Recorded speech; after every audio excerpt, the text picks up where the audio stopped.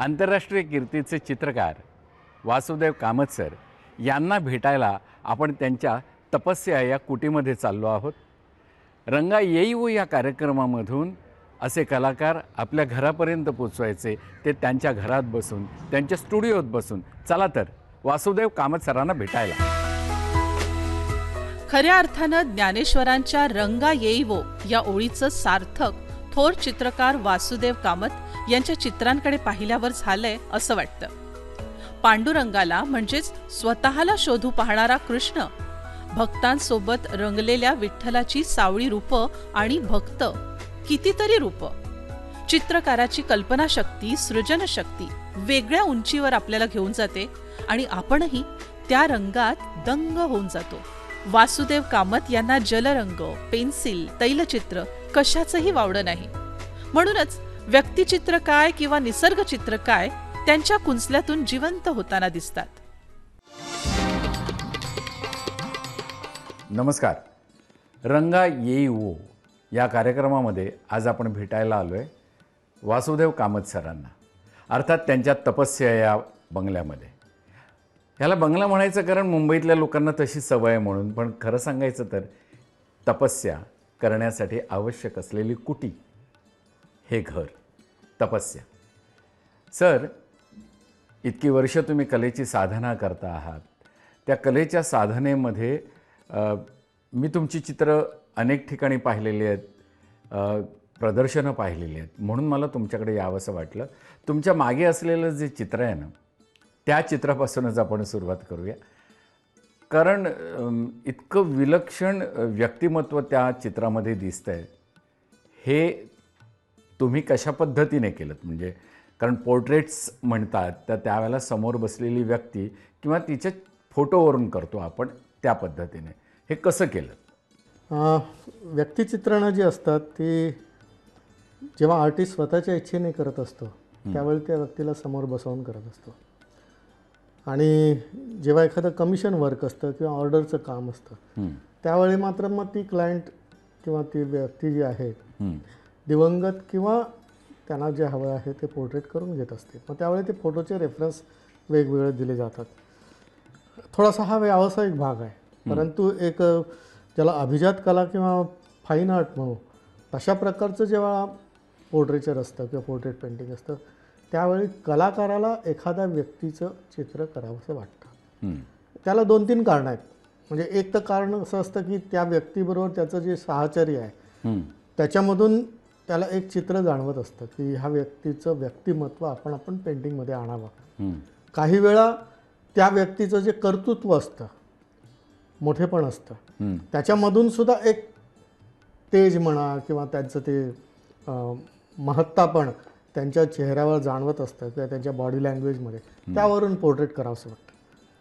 काही वेळा केवळ त्याची वेशभूषा, त्याच्या चेहऱ्याची जडणघडण, दाढी किंवा आणखीन काय जे का असेल ते, म्हणजे जी काय एक नैसर्गिक रचना किंवा त्याच्या स्वभावातून तयार झालेली असते त्यावरून सुद्धा पेंटिंग करावंसं वाटतं. अशा वेगवेगळ्या कारणांनी पोर्ट्रेट केलं जातं. पोर्ट्रेट ह्याचा अर्थच व्यक्तिचित्र. मग ते पोर्ट्रेट कॅमेऱ्याने काढलेलं असेल किंवा पेंटिंगमध्ये काढलं गेलेलं असेल किंवा लिखाणामध्ये आलेलं असेल, पण ते व्यक्तिमत्व कलाकार व्यक्तीला समोर बसवतो ना, त्यावेळी मात्र ते चित्र 1.5 तास 2 तास किंवा 2 दिवस 3 दिवस त्याचं जे साहचर्य आणि संवाद आहे त्याची ती एक साक्ष म्हणून चित्र तयार होत असतं. तर हा महत्त्वाचा फरक असतो की समोर व्यक्तीला बसवल्यानंतर काय पोर्ट्रेट तयार होतं.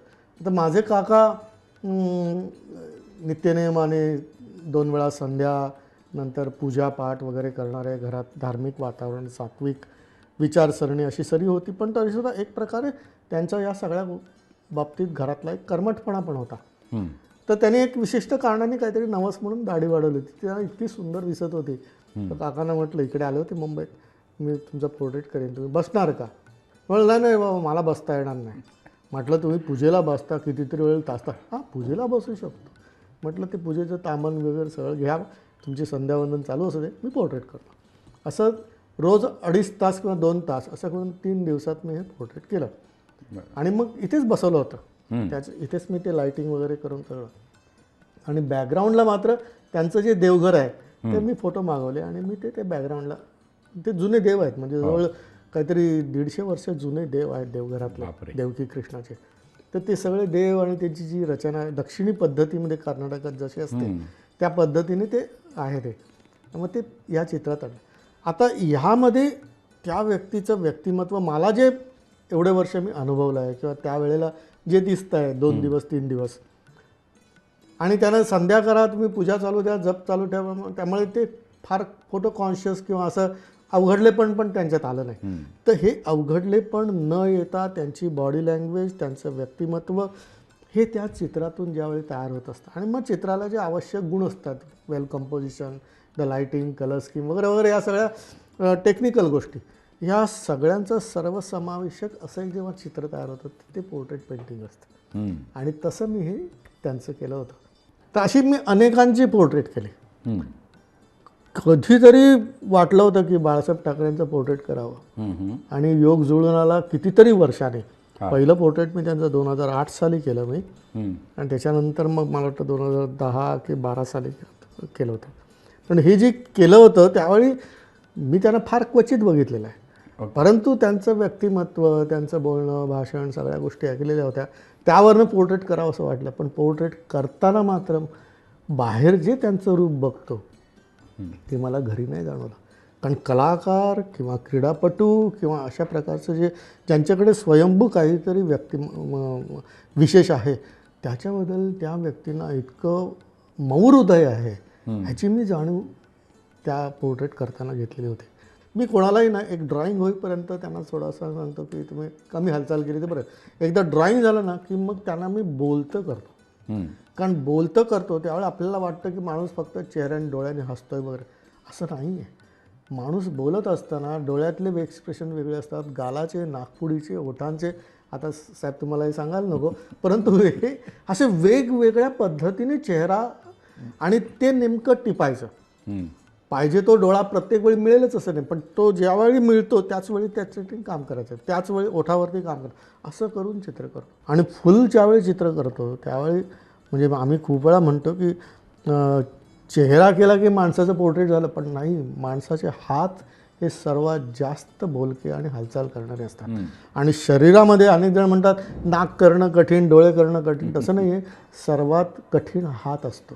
कारण ही 5ही बोटं वेगळ्या स्वभावाची असतात, वेगळ्या प्रकारे मिटली जातात आणि मनगटापासून किंवा बाहूपासून किती प्रकारे हात हलत असतो. तर हे जे आहे ते त्या हातामध्ये सुद्धा असतं.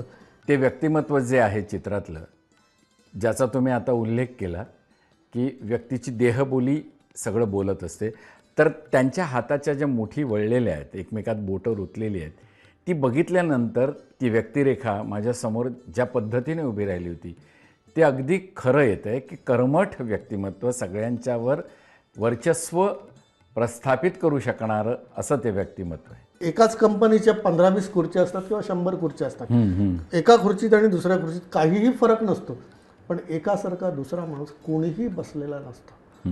प्रत्येकाचं बसणं वेगळं असतं. तर हे जे आहे ना वेगळेपण, हे त्याचं वेगळेपण कलाकारांनी टिपायचं असतं.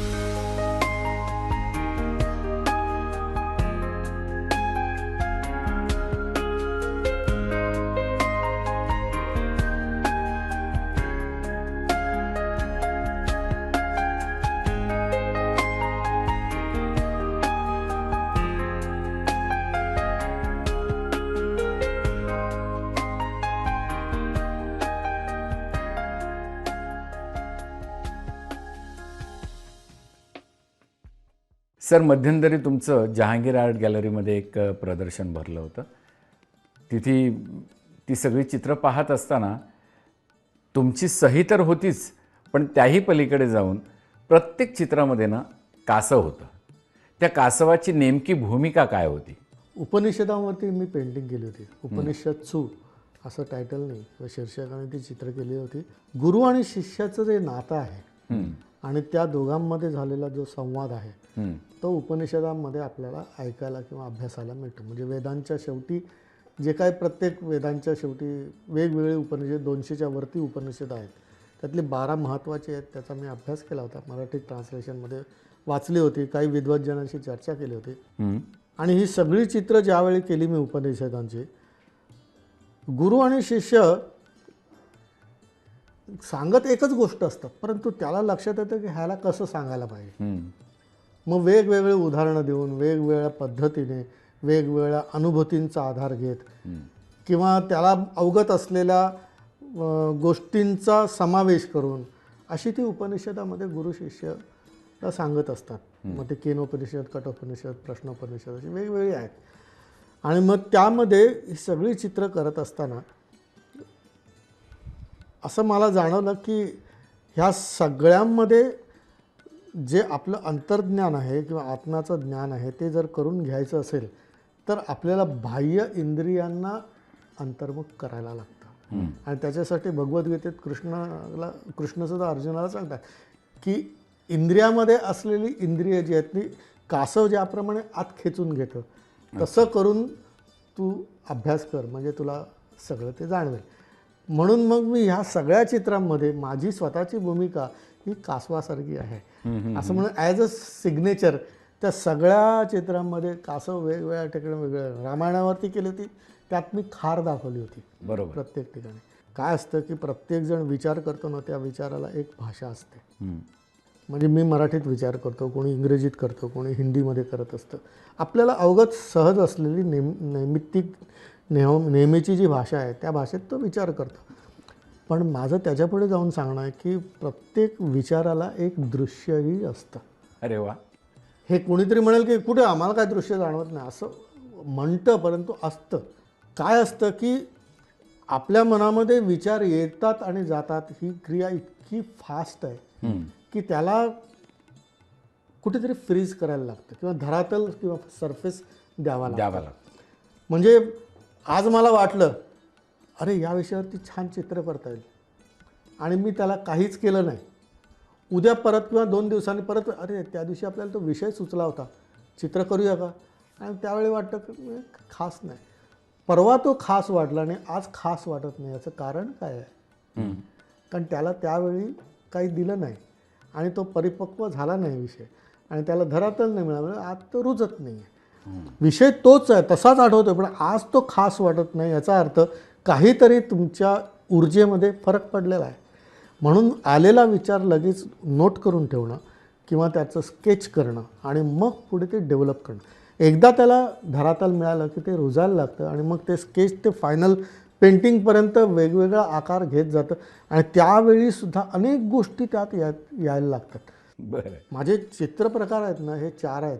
म्हणजे पोर्ट्रेट पेंटिंग आहे, हो, निसर्ग चित्रण किंवा लँडस्केप पेंटिंग आहे. तिसरं जे आहे ते सब्जेक्टिव्ह म्हणजे वर्णनात्मक.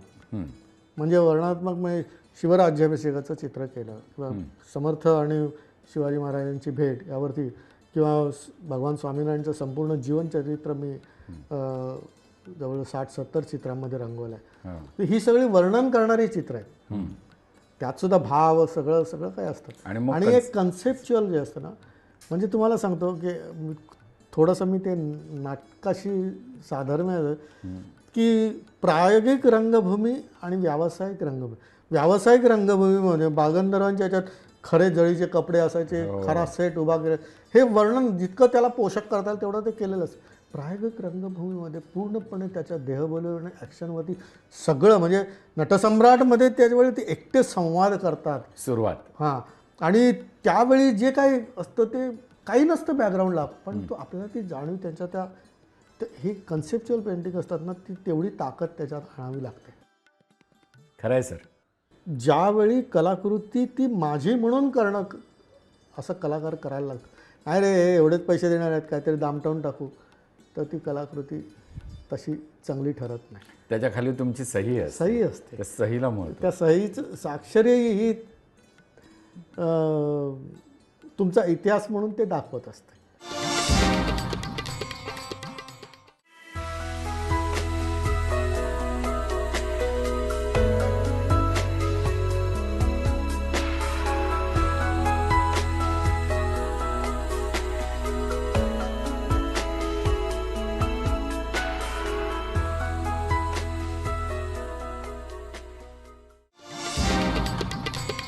वासुदेव कामत हे नाव आंतरराष्ट्रीय स्तरावर गाजलं ते एका पोर्ट्रेटमुळे जे माझ्या मागे आहे. आणि या पोर्ट्रेटमधली ती व्यक्तिरेखा म्हणजे तुमची पत्नी. पण हे ज्या वेळेला जाहीर झालं आणि जगामध्ये तुमचं नाव झालं त्यावेळेला भारतातला हा कलाकार, त्यानंतर तो महाराष्ट्रातला, त्याहीपेक्षा जास्त जवळचा म्हणजे तो आमच्या मुंबईतला, हे ज्या वेळेला कळलं त्यावेळेला आमचाही ऊर अभिमानाने भरून आला होता. आणि सर, ह्या चित्राची पार्श्वभूमी आणि तो सगळा प्रवास आम्हाला जरा उलगडून सांगाल? पोर्ट्रेट पेंटिंगसुद्धा एक उत्तम फाईन आर्टचा कलाप्रकार आहे आणि हा केवळ आणि केवळ वेस्टर्न आहे असं म्हणून जे शिकवलं जातं तर ते तसं नाही आहे असं माझं सांगणं आहे. कारण उषा अनिरुद्धची कथा जे आहे, उषा कुठली तर ती 7 स्ट्रीटच्या तिकडची, अनिरुद्ध कुठे कृष्णाचा नातू तो द्वारकेच्या इकडचा. त्या उषेच्या स्वप्नामध्ये कोणीतरी एक राजकुमार सारखा येतो आहे म्हटल्यानंतर मी लग्न करीन तर त्याच्याशीच, अशी ती पौराणिक कथा आहे. त्यामध्ये ती चित्रलेखा, तिची जी दासी आहे ती रोज एक स्केच करून दाखवते, असा आहे का असा आहे का, आणि मग एक स्केच ती अप्रूव्ह करते रेखांकन, हां हाच तो, आणि मग शोध घेतात आणि मग अनिरुद्धला आणतात वगैरे वगैरे. ती गोष्ट जाऊ द्या, परंतु गुन्हेगार हाच का म्हणून आजही स्केच घेतात आर्टिस्ट. म्हणजे मला काय म्हणायचं की पोर्ट्रेट पेंटिंग हा विषय जर नसता तर कथेमध्ये हे घातलं गेलं असतं का? बरोबर. बरं, ही काल्पनिक आहे म्हणा, तर काल्पनिक ते काल्पनिक. साहित्यकाराच्या जर डोक्यात येते तर कलाकारांच्या डोक्यात कधी पोर्ट्रेट करावं वाटलं नसेल का, टिकलं नसेल. तेव्हा पोर्ट्रेट पेंटिंग हे वेस्टर्न आहे अशा प्रकारे विधान करून आम्हा पोर्ट्रेट पेंटर्सना वेगळं करणं हे काही बरोबर नाही आहे. त्यामुळे आज जी काय आम्ही पोर्ट्रेट करतो ती भारतीयच पोर्ट्रेट असतात, कारण त्यातलं जे व्यक्तिमत्व हे भारतीय असतं. त्याच्यामध्ये जे काय आम्ही रंगकाम करतो, जे काय पद्धती वेगवेगळ्या इकडून तिकडून आता ग्लोबल झाल्यामुळे असू शकतात, परंतु असं असताना सुद्धा आपल्याकडे पोर्ट्रेटला दुय्यम स्थान असताना जगाच्या पाठीवरती कुठेतरी एका देशामध्ये पोर्ट्रेट पेंटिंगसाठी 4 दिवसाची कॉन्फरन्स होते. ह्याचं मला कुतूहल वाटलं आणि म्हणून पोर्ट्रेट सोसायटी ऑफ अमेरिकाच्या या कॉन्फरन्सला जाण्याचं मी नक्की केलं. मग माहिती मिळाली की त्याच्यामध्ये कॉम्पिटिशन पण असते आणि मग त्या कॉम्पिटिशनमध्ये भाग घेण्यासाठी 3-4 पोर्ट्रेट केली होती. त्या 3 पोर्ट्रेटमध्ये शेवटी पत्नीचंही पोर्ट्रेट याच ठिकाणी एका खुर्चीत बसून ते मी केलं होतं आणि मी ते पाठवलं आणि त्याला 12 फायनलिस्टमध्ये सिलेक्ट झालं ते. आणि मग 2006 सालची गोष्ट आहे. आणि मग 12 फायनलिस्टमध्ये त्या ठिकाणी रिझल्ट जेव्हा डिक्लेअर झाला त्या 12 जणांना प्राईज असतं, परंतु जे ग्रँड प्राईज आहे, सर्वात मोठं प्राईज, जवळजवळ $5,000 ते प्राईज होतं आणि शिवाय $2,500 आर्ट मटेरियलचं, म्हणजे $7,500 ते प्राईज त्या पोर्ट्रेटला लागलं. सर, तुमच्या मागे एक जे चित्र आहे ते तुमच्या मनातलं चित्र आहे. तुम्हाला हवं तसं तुमच्या मनात कधीतरी ते बी रुजलं म्हणून. तर ते काय आहे नेमकं? अशा पद्धतीची सरस्वती मी अजून कुठेही पाहिलेली नाही आहे. म्हणजे अगदी फोटोमधली वीणा घेतलेली सरस्वती आम्हाला माहीत आहे, पण ही नेमकी कशी आहे? तुमच्या मनात ती कशी रुजली गेली? सरस्वतीची मी अनेक चित्र केलीत. हे एक वेगळं चित्र असं केलं आहे की एक दिवशी असाच बसलो होतो मी आणि विचार करता करता अशा मनात विचार आला की समजा ही सरस्वतीचं मंदिर आहे, आर्ट स्टुडिओ म्हणजे, कारण मी घराला नावसुद्धा जे तपस्या दिलेलं आहे. म्हणून एक ओघाने आलं म्हणून सांगतो की हेच काका मला म्हणाले की एवढं मोठं घर केलंस, एक देवघर करायला काय हरकत आहे? तर काकांना म्हटलं माझ्या देवघराची सुरुवात उंबरठ्यापासून सुरू होते, त्याच्यासाठी वेगळी खोली द्यावी असं मला वाटत नाही. काय बोलले नाहीत ते. कारण ह्या सरस्वती मंदिरामध्ये खरोखरच एखाद दिवशी जर सरस्वती आली तर काय होईल? कारण माझी खरी संपदा आहे ना ती ग्रंथसंपदा आहे. म्हणजे बेडच्या खाली, दुसऱ्या बेडच्या खाली, नंतर ह्या कपाटात सगळी पुस्तकं भरलेली आहेत आणि ह्यातलं एकही पुस्तक गहाळ झालं तर मी अत्यंत बेचैन असतो. तर सरस्वती जर आली आणि तर ती काय करेल? आणि म्हणून मग त्या सरस्वतीला कुठलाही मी दागिना घातलेला नाही आहे. कला आणि विद्या हेच खरं तिचे दागिना आहे. लक्ष्मीला आपण भरपूर सोनं बिनं दाखवतो, आता सरस्वतीलाही घालतात, हा भक्तांचा वेगळा प्रकार आहे. परंतु ती श्वेतांबरा या ठिकाणी आली आणि मग त्या ठिकाणी जलतरंग पण आहे, तिचा वीणावादन पण आहे आणि मग मागे पुस्तकं पण आहेत. नंतर कलम ज्याच्या पिसापिसामध्ये सामावलेला तो मयूरसुद्धा त्या ठिकाणी. हे सगळं असं दृश्य डोळ्यासमोर तरळायला लागलं. एक स्केच केलं आणि माझ्या मित्राला काही 2-3 जणांनी मी पाठवतो. माझ्या डोक्यात अशी कल्पना आलेली आहे. माझ्या एका मित्रांनी सांगितलं आत्ताच त्याच्यावर लाल टिकली लाव. लाल टिकली लाव म्हणजे सोड.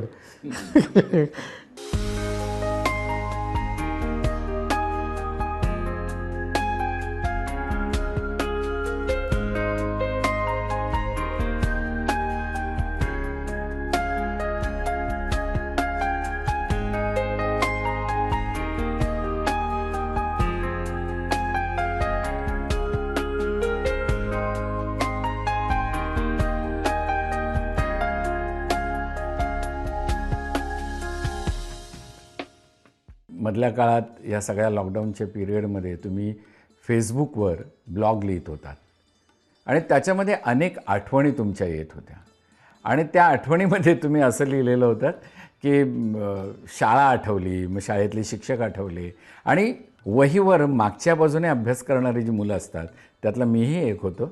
म्हणजे पुढून अभ्यास करणारी मुलं असतात ती हुशारच असतात, पण त्याहीपेक्षा जास्त हुशार मागच्या पानावर काहीतरी खोडून लिहिणारी, चित्र काढणारी जी मुलं असतात ती जास्त हुशार असतात असं माझं मत आहे. म्हणजे मी उगाचच तुमच्या बरोबरीने येतो आहे, पण तुम्ही ती आठवण ताजी केली होती. मला माझा बेंच दिसायला लागला होता, माझ्या वर्गातली मुलं दिसायला लागली होती आणि ही आठवण ताजी करणारे विचार तुम्ही दिले होते आणि त्या विचारांना बऱ्याच जणांनी प्रत्युत्तरही दिलं होतं आणि आम्हाला आमचं लहानपण आठवलं, त्याची जाणीव तुम्ही करून दिली होती. मला वाटतं साठी उलटली ना की अशा जुन्या गोष्टी आठवायला लागतात आणि आपल्या नातवांना किंवा त्या वयातल्यांना काही गोष्टी सांगताना मजा येते आणि ह्याच्यातूनच मला वाटलं की आपण या जुन्या आठवणी परत एकदा लिहून काढाव्यात. कारण पूर्वी प्रत्येक वहीच्या मागच्या पानावर डुडलिंग्स असायचं. मग त्यात चित्र पण असतं, आकडे पण असतात, काहीतरी आठवणीचं मग काम करायचं म्हणून तेही असतं. नंतर त्या विषयाची वही आणलेली नाही तर दुसऱ्या वहीच्या मागच्या बाजूची पानं वापरून तो त्या पिरियडचा अभ्यास करायचा. हे सगळं काही चालायचं. परंतु हे सगळं चालत असताना त्यावेळी वाटलं नाही, पण आज त्या गोष्टींचं कौतुक वाटतं. म्हणून माझ्या शाळेतल्या काही आठवणी, माझ्या घरातल्या आठवणी. आम्ही पूर्वी बोरिवलीत राहत होतो. म्हणजे 56 साली माझा जन्म झाला आहे, 57 साली आम्ही इकडे राहायला आलो. तिथून मोठं होईपर्यंत 2000पर्यंत, म्हणजे इथे 2000ला आलो. तर बोरिवलीला काजूपाड्यामध्ये ती जी स्थित्यंतरं मी जी बघितली तर ती सगळी पाहतानाच्या काही गोष्टी आठवायला लागल्या, काही व्यक्तिमत्व आठवायला लागले. शाळेतले आमचे मास्तर आठवायला लागले. नंतर मी शाळेत पहिल्यांदा गेलो तो दिवस कसा होता ते आठवायला लागलं. हे सगळं आठवायला लागल्यानंतर मग ते लिहून काढायची सवय लागली. आजच्या नव्या पिढीला ह्या सगळ्या गोष्टीची कल्पना पण येऊ शकत नाही. आणि मला वाटतं की खूप वेळा की चित्रकारांनी सुद्धा बोललं पाहिजे आणि लिहिलं पाहिजे. खरं आहे सर.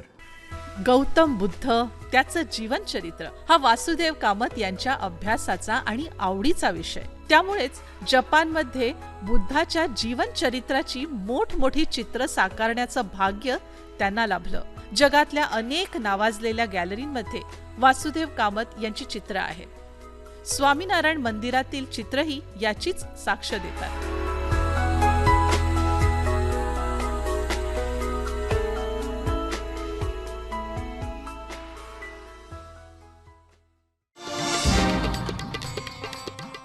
ज्या शिल्पकलेचा तुम्ही उल्लेख केला, तुमच्या आजोबा, आईचे मामा म्हणजे आजोबाच म्हणजे, तर त्या मामांच्या पासून प्रेरणा मिळाली तुम्हाला की तुमच्याकडे घरामध्ये अशा पद्धतीचं आणखीन वेगळं वातावरण होतं? माझी आजी जी होती, म्हणजे वडिलांची आई, म्हणजे माझीच आजी, ती लहानपणी नव्हे, ती तरुणपणी गावी गणपतीच्या मूर्त्या वगैरे करायची. हो, मलाही लहानपणी मी फेसबुकवरती त्यांची एक आठवण लिहिलेली सांगितलेली आहे की ती मला कशी चित्रकलेमध्ये मदत करायची, ती स्वतः माझे उरलेले रंग कसे वापरायची. तर हे सगळं मी ते अनुभवलेलं. त्यामुळे ती अनुवंशिकता, कलेबद्दलची प्रेम असण्याची जी अनुवंशिकता तिकडून आली असावी. परंतु कला ही अनुवंशिकतेनेच येते अशा प्रकारचं विधान मी सहसा प्रमोट करत नाही. एवढ्यासाठी की ज्याच्या मनामध्ये चित्रकलेबद्दल प्रेम आहे आणि आपण पण काहीतरी करावंसं वाटतंय, त्या ठिकाणी त्या व्यक्तीमध्ये तो चित्रकार किंवा कलाकार जन्माला येतो. बरोबर. मेन असं आहे की चित्रकार किंवा शिल्पकार जो काही आपण ते काम करतोय ते त्याला पहिल्यांदा स्वतःला आनंद देणार असलं पाहिजे. जर विधान केलं की बाबा हे अनुवंशिकतेने येतं, जन्मजात असतं, तर कोणी प्रयत्न करणार नाही. आमच्या कोणी बापजाद्यांमध्ये कोणी चित्रकार 7 पिढ्यात झाला नाही, मी काय चित्र काढणार, असं नाही आहे.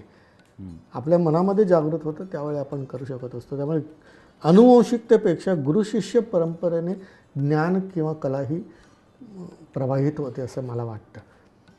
त्यामुळे भले ती आजी असेल माझी, परंतु चित्रकलेसाठी ती गुरु असते किंवा ते आजोबा असतील ते मला शिल्पकलेसाठी किंवा चित्रकलेसाठी गुरुस्थानी असतात. गुरु शिष्य परंपरेनेच कुठलंही ज्ञान हे प्रवाहित होतं आणि त्यामध्ये वय आड येत नाही. कधीकधी गुरु हा वयाचा कमी असू शकतो, शिष्य हा वयाने प्रौढ पण असू शकतो. त्यामुळे ज्ञान हे जे आहे हे त्या स्थानावरून प्रवाहित होत आहे. संस्कार भारती ही संस्थाच मुळी निर्माण झालेली आहे ना, ती कलेच्या माध्यमातून समाज माध्यमामध्ये एक चांगला भारतीय राष्ट्रीय संस्कार रुजवण्यासाठी आहे. बर. कारण कलेच्या माध्यमामधून या गोष्टी सहज लोकांपर्यंत पोचवता येतात. कारण कला एका ठिकाणी असते आणि त्याचा आस्वादक सभोवताली गोळा होतो. मग ते नाट्य असेल, प्रदर्शनी असेल, रांगोळी असेल, संगीत असेल, काही असेल, परंतु मध्यस्थानी ती कला असते आणि बाजूला आस्वादक असतात आणि ते सामर्थ्य त्याच्यामध्ये असतं. लॉकडाऊनमध्ये हे एकत्र येणंच बंद झालं होतं.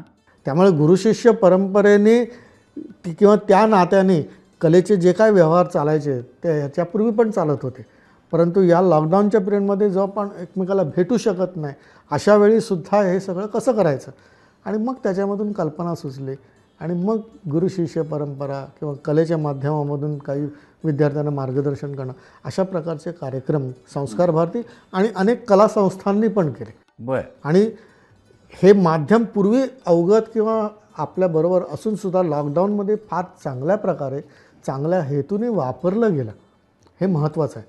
आम्हा कलाकारांना लॉकडाऊनचा विशेष नाही. एकदा स्टुडिओचा दरवाजा बंद केला की आम्ही कितीही वेळ काम करू शकतो. त्यामुळे क्वारंटाईन आम्हाला विशेष नाही आहे. परंतु कलाकारांचं एकमेकांशी संवाद होणं किंवा कलेबद्दलचं प्रदर्शनातून लोकांशी संवाद करणं हे जे बंद झालं होतं त्याच्याऐवजी या माध्यमामधून हे सहज साध्य झालं आणि याच्यामधून आपण अनेक गोष्टी साध्य करू शकतो. हे आता कायमस्वरूपी सगळ्यांच्या लक्षात राहील. उद्या लॉकडाऊन संपेल, प्रदर्शनं चालू होतील, प्रवास चालू होतील, परंतु हे माध्यम अशा पद्धतीसाठी वापरण्यात येईल हे मला प्रखरतेने जाणवतं. त्यामुळे नवीन झालेले बदलसुद्धा आपल्याला पूरक रीतीने चांगल्या प्रकारे आपल्यावर शिरजोर न होता कसे वापरता येतील हे या लॉकडाऊनमध्ये कळलेलं आहे आणि ते आपण चालू ठेवलं पाहिजे.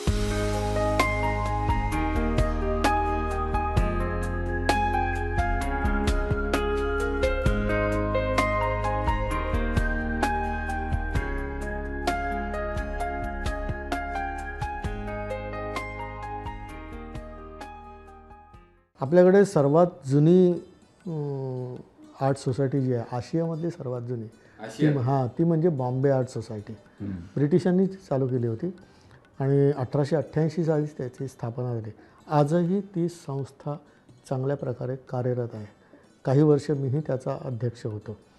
नंतर एक आर्ट सोसायटी ऑफ इंडिया म्हणजे ती ब्रिटिशांनी चालू केली होती. भारतीय कलाकारांनी येऊन एकत्र परत एक भारतीय कलाकारांची अशी एक वेगळी आर्ट सोसायटी सुरू केली गिरगावामध्येच आणि ती दी आर्ट सोसायटी ऑफ इंडिया 1919 साली स्थापन झाली. आता जवळजवळ 101-102 वर्ष झाली त्याला. त्याचा मी अजूनही अध्यक्ष आहे.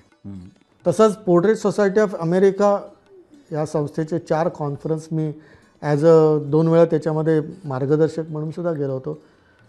त्या अटेंड केल्यामुळे आपल्याकडे हे परत सुरू झालं पाहिजे म्हणून पोर्ट्रेट आर्टिस्ट ग्रुप या नावाची एक संस्था रजिस्टर करून चॅरिटी कमिशनकडे तर त्याचं गेले जवळ आता 6 वर्ष आम्ही प्रदर्शन करणं, ऑनलाईन पेंटिंग्स घेणं आणि नंतर मग फायनलिस्टची कॉम्पिटिशन करून त्यांना ग्रँड प्राईज देणं, हे सगळं सुरू केलं. हे सगळं एवढ्यासाठी केलेलं आहे की कलाकार हा तपश्चर्या करताना एकटा असतो. कुठल्याही साधनेमध्ये तपस्या ही एकट्यानेच करायची असते, परंतु त्याचं उद्यापन जे असतं किंवा त्याचा समविभाग वाटण्यासाठी किंवा प्रार्थना करण्यासाठी एकत्र येणं महत्त्वाचं आहे. त्यामुळे दोन्हीचा एक संबंध असा आहे. परंतु ह्या कलाकारांनी एकत्र यावं, त्यानिमित्ताने या संस्थेशी निगडीत असलेले कला अभिरुची असलेले आस्वादक रसिक आहेत, त्यांचं पण एकत्रीकरण व्हावं म्हणून ह्या संस्था एवढ्या जुन्या आहेत, त्या आजही कार्यरत आहेत. आणि मग त्याच्यातून वेगवेगळे विद्यार्थ्यांसाठी, कलाकारांसाठी, नवोदितांसाठी, हौशी कलाकारांसाठी असे वेगवेगळे कार्यक्रम आम्ही सतत करत असतो की जेणेकरून ही दृश्यकला सर्वसामान्य नागरिकापर्यंत पोचली पाहिजे. आज वस्तुस्थिती अशी आहे की संगीत आणि सर्वसामान्य नागरिक, क्रीडा आणि सर्वसामान्य नागरिक किंवा साहित्य आणि नृत्य किंवा चित्रपट नाट्य ह्याच्यामध्ये जी गॅप आहे ना ती कमी आहे. परंतु दृश्यकला, चित्रकला किंवा शिल्पकला आणि सर्वसामान्य नागरिक ह्याच्यामधलं अंतर मात्र फार मोठं आहे. कारण ते कमी करण्यासाठी कोण काम करणार? दंडन दंडन वाजवल्यानंतर इथे काहीतरी आहे म्हटल्यानंतर लोक गोळा होतील. परंतु चित्रकला आणि शिल्पकला ही मूक भाषा आहे आणि त्याचं एकत्रीकरण प्रत्येक चित्रकार एक 7 दिवसाचं ते प्रदर्शन लावणार आणि मग लोकांना कळणार कसं. तर लोकांच्या घराच्या आतपर्यंत किंवा कोपऱ्यापर्यंत शिल्पकला आणि चित्रकला पोचली पाहिजे. पहिल्यांदा त्या चित्रांनी किंवा त्या शिल्पांनी त्या माणसाच्या मनामध्ये, हृदयामध्ये घर केलं पाहिजे आणि मग ते भिंतीवर गेलं पाहिजे. बरोबर. तर हे तसं व्हावं या दृष्टिकोनातून ह्या संस्था सामाजिक भावने, म्हणजे या तिन्ही चारही संस्था सामाजिक भावनेने निर्माण झालेल्या आहेत आणि त्याच भावनेने आजही कार्यरत आहेत.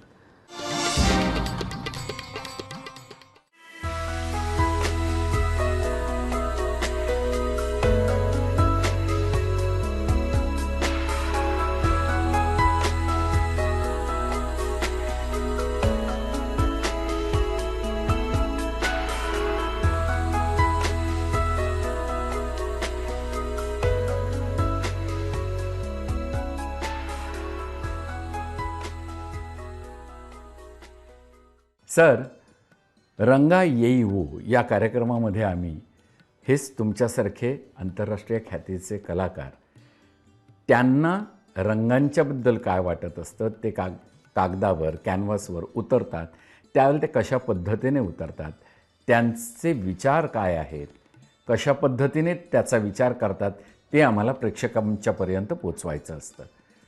आणि या सगळ्या प्रवासामध्ये हा अभ्यास जाणून घेत असताना तुमच्या धर्मचारिणीची तुम्हाला कशा पद्धतीने मदत झाली? त्याही चित्रकार आहेत का? नाही, ती चित्रकलेतली नाही आहे. त्या चित्रकार नाहीत? बरं. माझ्याबरोबर राहून तिलासुद्धा रुची निर्माण झाली आणि ती मग निसर्ग चित्र वगैरे करायची. एका ज्याला ग्रुप एक्झिबिशन म्हणतो पण त्याच्यात तिने स्वतःच्या चित्रांचा सहभाग देऊन भागही घेतला होता. परंतु काही आजारपणामुळे आता त्याच्यात खंड पडलेला आहे. परंतु ज्यावेळी आमचा विवाह झाला, आमचं अरेंज मॅरेज आहे, गावीच, म्हणजे फार लांबचं नातं पण असेल असं कदाचित. परंतु त्यावेळी मी तिला विचारलं की तुला चित्रकार नवरा म्हणजे काय वाटलं?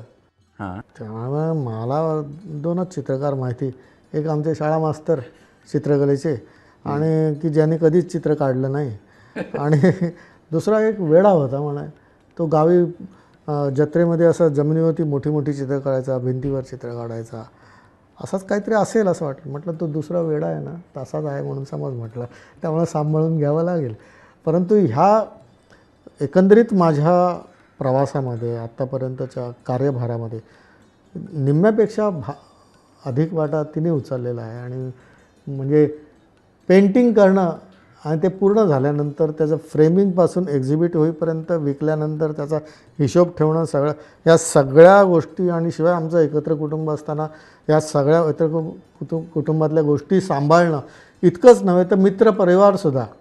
म्हणजे आम्ही जेव्हा एखादी पिकनिक काढतो पेंटिंग करण्यासाठी, त्यावेळेस सगळं सूत्र ती हातात असतं.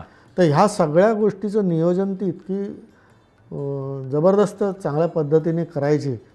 आणि त्यामुळे आमच्यामधलं ते अद्वैत आहे की माझं कुठलं आणि तिचं कुठलं असं सांगता येणार नाही. अशा प्रकारचं त्याचं ते योगदान होतं. आणि अनेक वेळा इझी अवेलेबल मॉडेल, त्यामुळे जास्त प्राइजेस तिच्या पोर्ट्रेटला मिळालेले, कारण ती कधीही बसायला तयार असायची.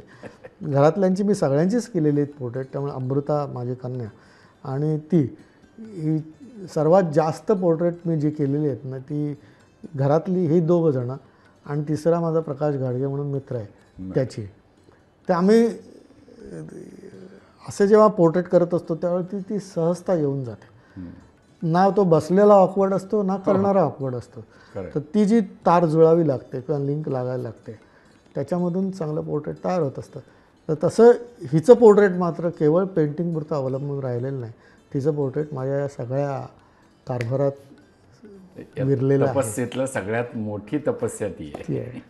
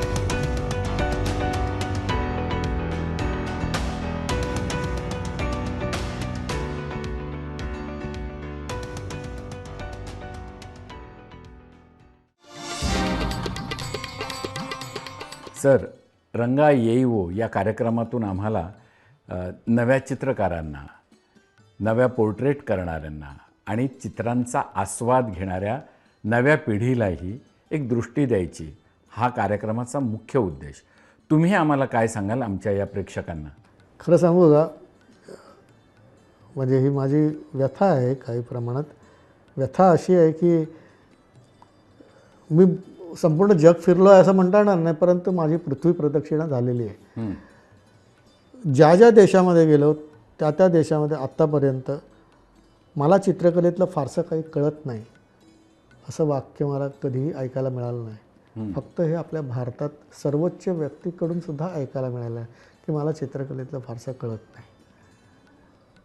तर हे असं काय, तो त्याचा विनय असेल किंवा ढाल असेल, का असेल त्याचं, परंतु आपल्याला चित्रकलेतलं फारसं काही कळत नाही, यापेक्षा कळतं आहे अशा पद्धतीने चित्र पाहणं आणि चित्र वाचणं जमलं पाहिजे. आणि म्हणून आपल्या आवडीचं चित्र का होईना, म्हणजे मी कार्यक्रम करत असतो की माझी भिंत त्यावरती चित्र, माझं चित्र म्हणत नाही, माझी भिंत म्हणजे प्रत्येक व्यक्तीला वाटलं माझ्या घरातली भिंत त्याच्यावरती एक चित्र असलं पाहिजे तुमच्या आवडीचं. बरोबर. ते वासुदेव कामतचंच असलं पाहिजे किंवा बाहुलकरांचंच असलं पाहिजे असं म्हणत नाही. तुम्हाला परवडेल ते, तुम्हाला आवडेल ती प्रिंट, परंतु कुठली तरी चौकट त्या भिंतीवर लागणं, चित्राचा भिंतीवर प्रदर्शित होण्याचा जन्मसिद्ध अधिकार असतो. अरे वा. प्रत्येक चित्र हे भिंतीवर लागण्यासाठीच जन्माला आले, ते पोर्टफोलिओत आणि फाईलमध्ये ठेवण्यासाठी नाही आहे. तर ते भिंतीवर लावलं जावं, कारण ते भिंतीवर लागतं ना त्यावेळी त्याला भिंतीला एक सौभाग्य प्राप्त होतं. 2 महिने तुम्ही कुठलंही चित्र भिंतीवर लावा, ते काढल्यानंतर तिकडे एक चौकट अदृश्य दिसायला लागते. ती एक तहान असते त्या भिंतीची. खरं आहे सर, की तुम्ही माझं सौभाग्य हिरावून घेतलेलं आहे. तर त्याच्यावरती काहीतरी चित्र लागणं हे फार महत्त्वाचं आहे. मग ते आपली घरातली भिंत असेल, कॉर्पोरेट भिंत असेल, गॅलरीतली किंवा म्युझियममधली असेल. तर हे ज्यावेळी घराघरामध्ये सुरू होईल ना त्यावेळी ही गॅप कमी होईल. ही कमी व्हावी ह्याच्यासाठी सर्वसामान्य नागरिकांनी चित्रकलेमध्ये रस घ्यावा. चित्र आवडीचं असेल तर ते लावावं, आणि आपल्या घरामध्ये लहान मुलगा चित्रकार म्हणून जर उपजत असेल तर त्याला प्रोत्साहन दिलं पाहिजे. अनेकांना मी सांगतो की लहान मुलं असतात ना भिंतीवर रेघोट्या मारतात, मारू द्या. 5 वर्षापर्यंत मी म्हटलंच रंगरंगोटी करू नका, तेच तुमचं चित्र आहे म्हणून समजा. हे प्रोत्साहन देणं फार महत्त्वाचं आहे. तर हे व्हायला पाहिजे म्हणून ही एक इच्छा आहे. आणि दुसरी गोष्ट अशी आहे की शासकीय दरबारीसुद्धा कलाकाराला सन्मान मिळाला पाहिजे. मी कसा म्हणतो त्याला कुठलं तरी प्राईज देऊन नव्हे, प्राईज द्यावंच, परंतु त्यांनी निर्मित केलेली कलाकृती जर कुठे विधान भवनमध्ये, पार्लमेंटमध्ये किंवा राष्ट्रपती भवनामध्ये किंवा कुठल्याही चौकावर लागत असेल तर त्या ठिकाणी उद्घाटनकर्त्याचं आणि त्यावेळी उपस्थित असलेल्या सगळ्या राजकीय नेत्यांची नावं असतं, पण कुठेही त्या शिल्पकाराचं नाव नसतं. ही व्यथा आहे. कारण ती कलाकृती आहे अनेक वर्षानंतर मी 100,000 वर्षानंतर ती कलाकृती जिवंत असेल त्यावेळी ही नावांची यादी आहे ना, त्याला कोणी ओळखत नाही. कदाचित त्या व्यक्तीचं सुद्धा परिचय लोक विसरतील, परंतु त्याच्याबरोबर असलेलं कलाकाराचं कुशलता आणि कौशल्य आहे ना, ते चिरंतन असतं. तेव्हा ती फक्त कलाकृती असते. मग त्या फक्त कलाकृतीचा जो जनक आहे त्या कलाकाराला तुम्ही सामान्यपणे सन्मानसुद्धा जर देणार नसाल, बातमीसुद्धा छापणार नसाल, त्याचं नावसुद्धा छापणार नसाल, तर हे दुर्भाग्य आहे कलाक्षेत्राचं. स्वदेशी पूज्यते राजा, विद्वान सर्वत्र पूज्यते. ती मूर्ती कुठेही लावो, त्याचा विद्वान जो आहे ना तो पूज्य असणार आहे, पण तो जो नेता आहे ना तो फक्त त्या देशापुरता आणि त्या स्थानापुरता असणार आहे. ह्या गोष्टीची जाण आपल्या शासकीय दरबारी व्हायला पाहिजे असं मला वाटतं, आणि ते होताना दिसत नाही. आता नुकताच मी उत्तर प्रदेशमध्ये गेलो होतो. तिकडे विधान भवनच्या इथे अटलजींचा एक सुंदर पुतळा आहे. चारी बाजूला सर्कल मारून आलं, अनेकांची नावं त्याच्यात आहे, पण एक छोटंसं नाव जर तुम्ही टाकलं असतं तर किती बरं झालं की हा एवढा सुंदर पुतळा कोणी केला आहे. ही काही त्याची पब्लिसिटी नाही आहे किंवा त्याचं व्हिजिटिंग कार्ड पण नाही आहे किंवा हे नाव लिहिल्यामुळे हे कमर्शियल होऊन जाईल असं नाही आहे. तो एक सन्मान आहे, तो दिला जात नाही आपल्या देशामध्ये अजून. काही ठिकाणी चांगल्या प्रकारे राष्ट्रपती भवनामध्ये जे पेंटिंग लागतं त्या ठिकाणी कलाकाराचं नाव प्रिंट होतं, एनग्रेव्ह केलं जातं. ही एक चांगली गोष्ट आहे. मग ती इतर ठिकाणी का होत नाही? ती चौकामधल्या पुतळ्यावर का होत नाही असं मला वाटतं. नुकतंच आता अटलजींचं पोर्ट्रेट माझं ज्यावेळी ते ICCRमध्ये लावलं त्यावेळी कलाकाराचा परिचय मंचावरून करून दिला गेला आणि त्या ठिकाणी कलाकाराचं नाव पण दिलं.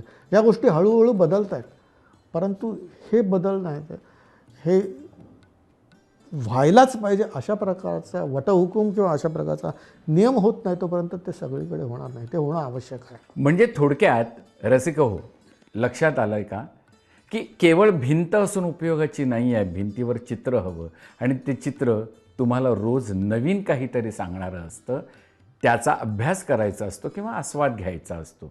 गाणं जसं ऐकतो, नाटक जसं पाहतो आणि त्याचा आस्वाद घेतो, त्याच्यात आपण गुंतून पडतो, तसंच आपल्या भिंतीवरच्या चित्रातही गुंतून पडायला हवं, त्याच्यावर प्रेम करायला हवं. ही शिकवण तपस्या या कुटीतून आपल्याला मिळाली.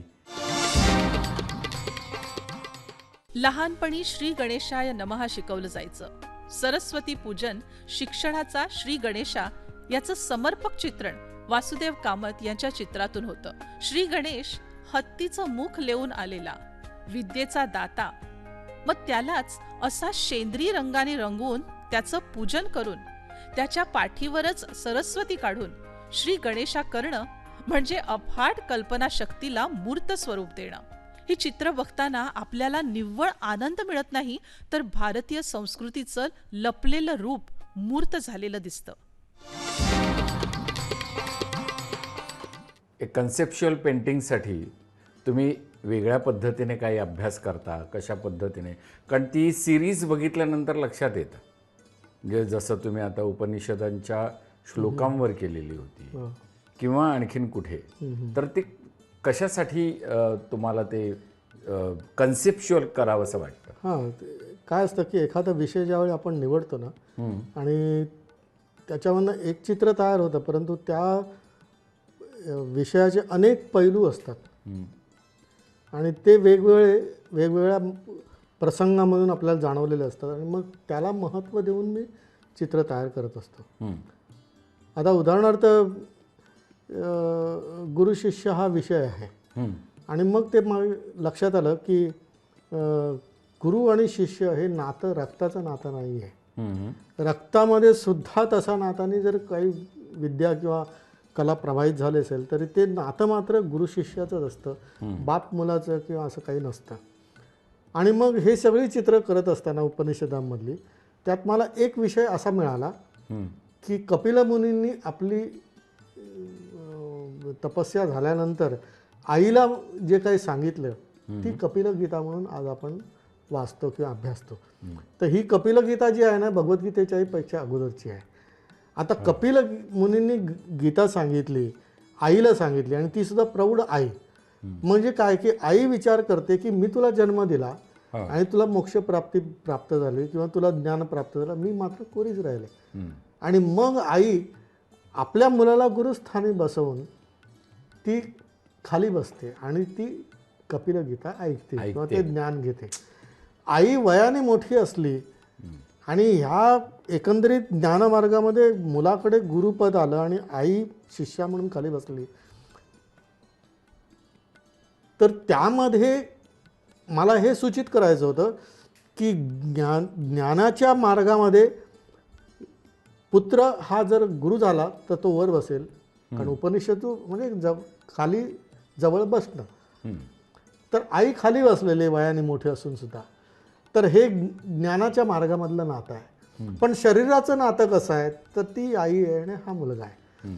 हे दोन्ही एकाच चित्रात सूचित करण्यासाठी मी काय केलं की कपिल मुनी वर बसलेत, आई खाली बसलेली आहे, परंतु आईने कपिल मुनींच्या एका हातावरती स्वतःचा दुसरा हात ठेवला.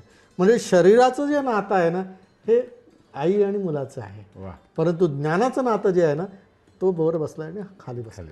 तर हे जे आहे ना हे कन्सेप्ट आहे. ही कपिल मुनी आणि यांचं नुसतं केवळ पोर्ट्रेट करणं किंवा तो प्रसंग दाखवणं एवढं महत्त्वाचं नव्हतं. तर हे जे नातं आहे ना हे क्लिअर करण्यासाठी, स्पष्ट करण्यासाठी त्या चित्राची संपूर्ण ती रचना झालेली असते. परंतु ही स्थिर चित्र आहेत. चित्रातला एखादा प्रसंग किंवा त्याची रचना ती स्थिर आहे, परंतु ते चित्र पाहत असताना नुसतं न पाहता ते चित्र जर कोणी वाचायला लागला तर मात्र मग त्याची जी विचारांची गती आहे ना ती स्पंदन पावायला लागते आणि त्याच्या मागचं आणि पुढचं सुद्धा त्याला जाणवायला लागतं.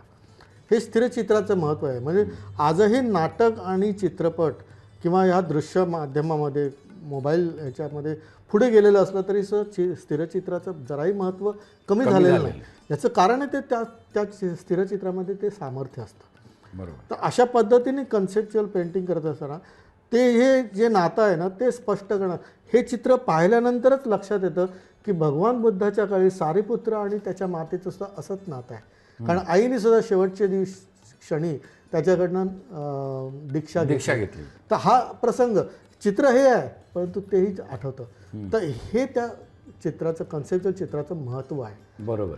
तर अशा पद्धतीने ही दोन्हीही माध्यमं जी आहेत ह्या दोन्ही माध्यमामध्ये एखादा प्रसंग पुढे घडत जातो आणि हे स्थिर चित्र असतं त्या प्रसंगाबद्दलची व्याप्ती, अर्थव्याप्ती सांगत जातं. म्हणजे थोडक्यात तुमची सगळी जी कन्सेप्च्युअल पेंटिंग्स आहेत ती पौराणिकच असतात, परंतु त्याच्या मागे तुम्हाला काहीतरी सांगायचं असतं.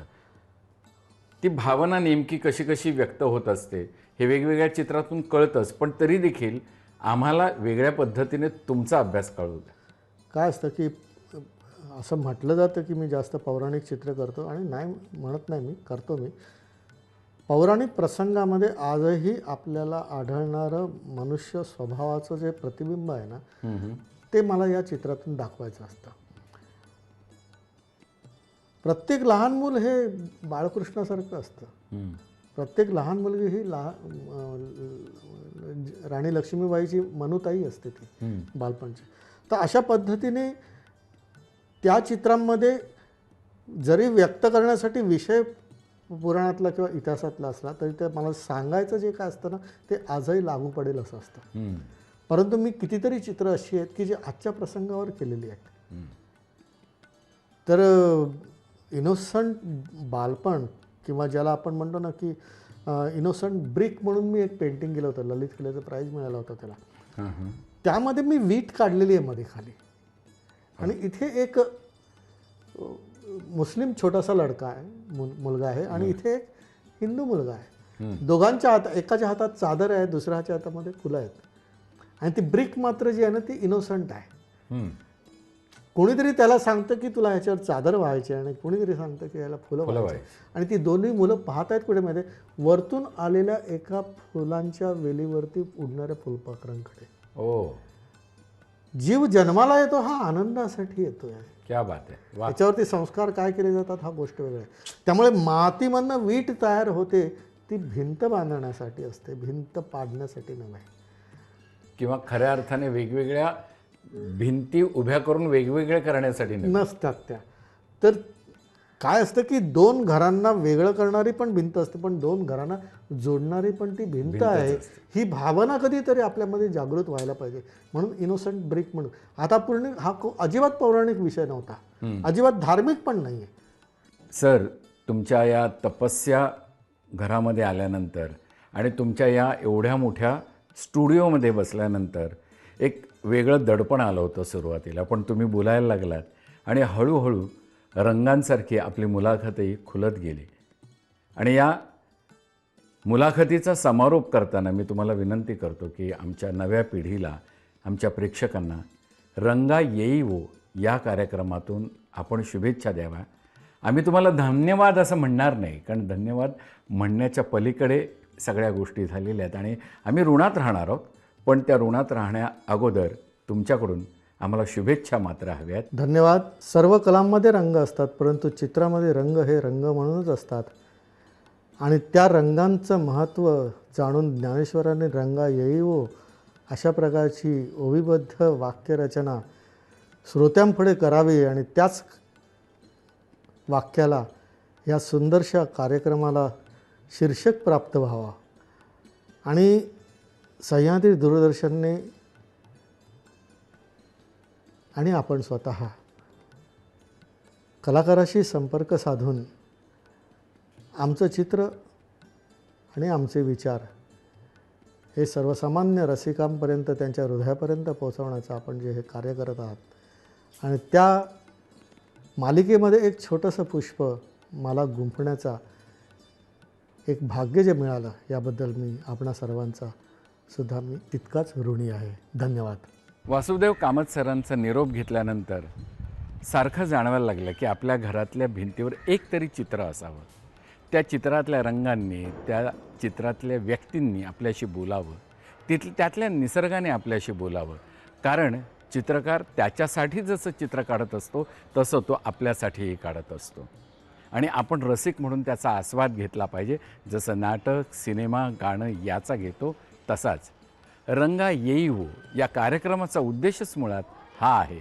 तर आता आपण पुन्हा भेटणार आहोत पुढच्या कार्यक्रमामध्ये रंगा येईवो. तोपर्यंत नमस्कार.